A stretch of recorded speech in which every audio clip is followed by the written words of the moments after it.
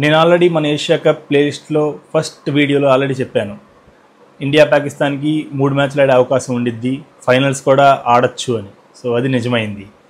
And 41 సంవత్సరాల చరిత్ర ఉన్న ఏషియా కప్లో మొట్టమొదటిసారిగా Bharat versus Pakistan final match అయితే నడవబోతుంది. అండ్ అలానే ఇప్పటి వరకు ఇండియా పాకిస్తాన్ మధ్య ఎన్ని ఫైనల్స్ జరిగాయి అండ్ వాటిలో ఎవరు లీడ్లో ఉన్నారు అండ్ ఇండియా శ్రీలంక మ్యాచ్ ఎలా జరిగింది అనే విషయాల గురించి మనం ఈ వీడియోలో తెలుసుకుందాం. Hello friends, welcome back to our channel trendy VS vlogs. So మనకి ఏషియా కప్లో మరొకసారి ముచ్చటగా మూడోసారి ఇండియా పాకిస్తాన్ తలబడుతున్నారు, అది ఫైనల్స్లో. అండ్ ఏషియా కప్ చరిత్రలో అయితే మొదటిసారి మన Bharat versus Pakistan final match అయితే నడవబోతుంది. అండ్ ఆల్రెడీ ఈ సిరీస్లో 2 మ్యాచ్లు భారత్ కైవసం చేసుకుంది. సో ఫైనల్స్ కూడా గెలిచి ఏషియా కప్ని మరొకసారి మనం ముద్దాడతామని చెప్పి నేనైతే ఆశిస్తున్నాను.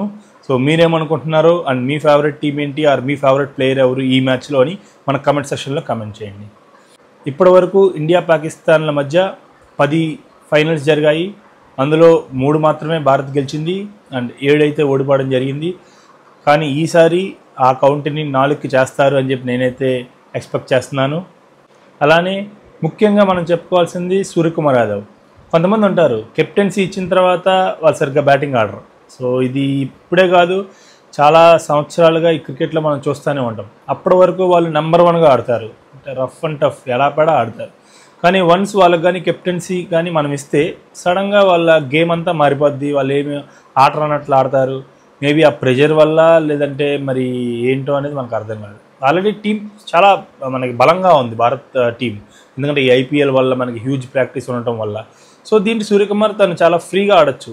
కానీ ఎందుకో కానీ సూర్యకుమార్ యాదవ్ కెప్టెన్సీ ఇచ్చిన తర్వాత క్రికెట్ అంత బాగా ఆడతలేదు, తన ఫామ్లో లేడు అని నేనైతే అనుకుంటున్నాను. మేబీ ఈ ఫైనల్ మ్యాచ్లో ఒక్కసారిగా స్కై అంటే ఏంటి అని ఆకాశాన్ని హద్దుగా చేసుకొని చెలరేగిపోవాలి అని చెప్పి నేనైతే ఆశిస్తున్నాను.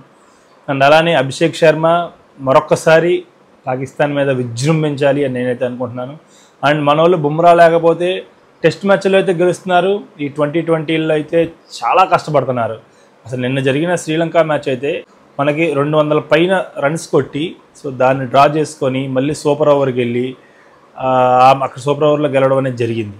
కానీ 200+ స్కోర్ కొట్టి కూడా శ్రీలంక వాళ్ళని అంత స్కోర్ కొట్టేయడం అనేది నాకైతే అంత అనిపించలేదు. ఎందుకంటే బుమ్రా లేకపోతే ఇంకా 2020 టీం అనేది బౌలింగ్ యూనిట్ అనేది సరిగ్గా పనిచేయదా అనే డౌట్ అయితే నాకైతే ఉంది.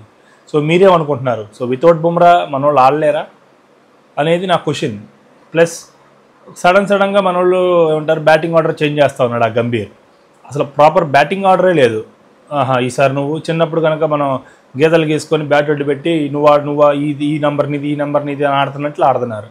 సో అది ఆల్రెడీ ట్రెండింగ్లో ఉంది ఆ మీమ్ కూడా. అది నేను మీకు పెడతాను ఇక్కడ. ఇష్టం వచ్చినట్లు బ్యాటింగ్ ఆర్డర్ చేంజ్ అయిపోద్ది.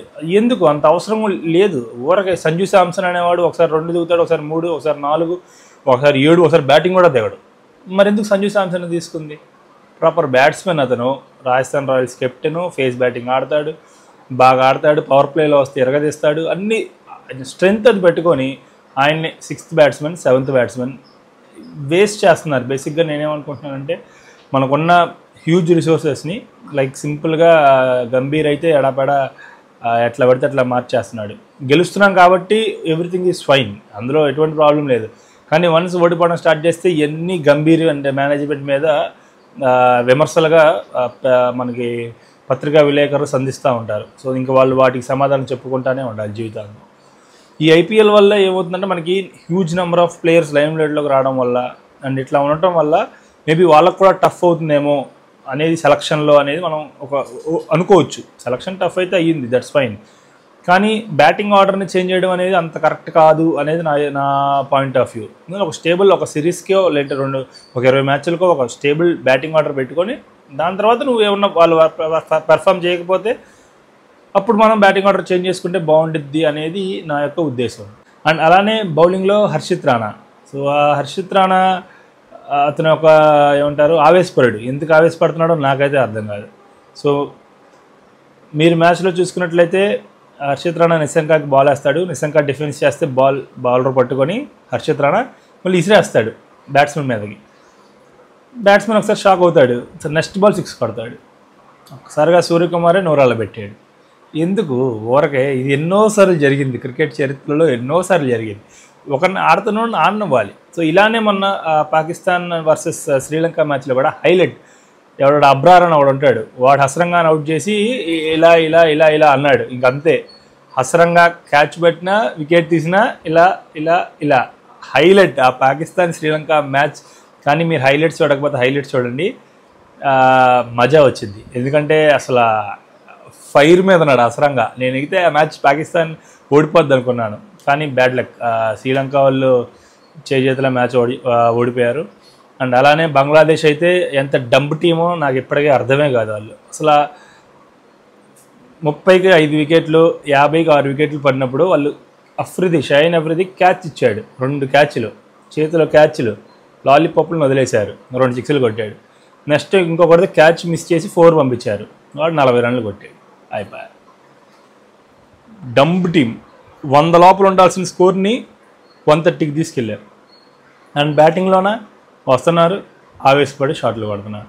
ఆ షాహీన్ అఫ్రిది బౌలింగ్ని 1 ఓవర్, ఫస్ట్ ఓవర్ కానీ వికెట్ తీయకుండా ఉంటే ఇంక అయిపోయినట్టే. ఆయన ఫస్ట్ ఓవర్లో వికెట్ తీస్తాడు, ఆ ఎగ్జైట్మెంట్ 3rd ఓవర్ బాగా వేస్తాడు. ఫస్ట్ ఓవర్ కానీ వికెట్ తీయలేదా ఇంక 3rd ఓవర్ అంత ఉండదు, ఇంక మిగతాదంతా డొల్ల.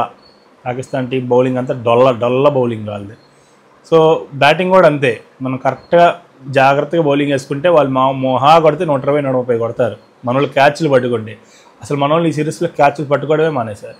అభిషేక్ శర్మ కూడా క్యాచ్లు మిస్ చేస్తున్నాడు. ఎందుకు చేస్తున్నారు? మొన్నటిదాకా జైష్వాల్ ఆ టెస్ట్ మ్యాచ్ల్లో, ఇప్పుడేమో అభిషేక్ శర్మ. ఫేస్ బ్యాట్స్మెన్లుగా వచ్చిన వాళ్ళు ఒకళ్ళు క్యాచ్లు మిస్లు చేస్తున్నారు. ఇది మరీ దారుణంగా ఉంది.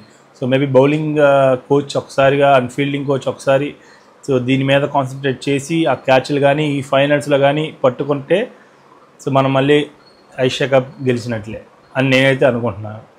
అండ్ అలానే స్కై మరొకసారి తన విధ్వంసం సృష్టించాలి. And Abhishek Sharma continues back to back 50స్లో ఉన్నాడు. అండ్ అలానే తన ఫామ్లో ఉండాలి. అండ్ గిల్ కూడా బాగా ఆడాలి అని నేనైతే అనుకుంటున్నాను. ఎందుకంటే గిల్ క్లాస్ ప్లేయర్, నాకు మన టెస్ట్ మ్యాచ్లోనే వావ్ అనిపించాడు.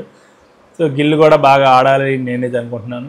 మేబీ కొంతమంది అంటున్నారు గిల్ బదులు ఆ జైష్వాల్ వస్తే బాగుండిద్ది అని. గిల్ ఒక క్లాస్ ప్లేయర్ ఉంటే బాగుండిద్ది అని నేనైతే అనుకుంటున్నాను. మేబీ అతను మంచి సెంచరీస్ కొడతాడు 2020లో అని నాకైతే నమ్మకం ఉంది.